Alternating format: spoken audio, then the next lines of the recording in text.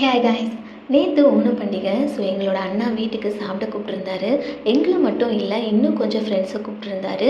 Onam சத்யான்னு Kerala special சாப்பாடு. அதில் நிறைய வெரைட்டி இருக்கும். நான் கேள்விப்பட்டிருக்கேன், பட் சாப்பிட்டது இல்லை. ஸோ நான், பாப்பா, ஜெகதீஷ் 3 பேரும் கிளம்பி போயிருந்தோம். உனக்கும் ஓணத்துக்கும் சம்மந்தமே இல்லையே, அப்புறம் ஏன் கேரளா சாரி கட்டியிருக்கேன்னு நீங்கள் நினைக்கலாம்.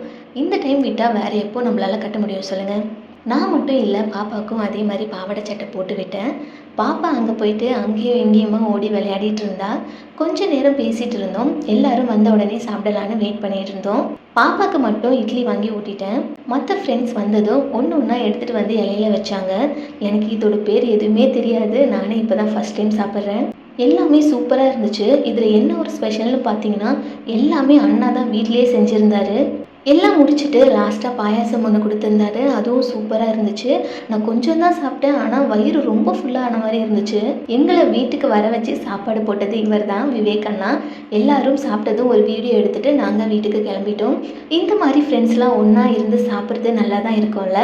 நீங்கள் கேரளா சாப்பாடுலாம் சாப்பிட்ருக்கீங்களான்னு கமெண்ட்டில் சொல்லுங்கள். இந்த வீடியோ பிடிச்சதுன்னா லைக் பண்ணுங்கள். நெக்ஸ்ட் வீடியோவில் பார்க்கலாம்.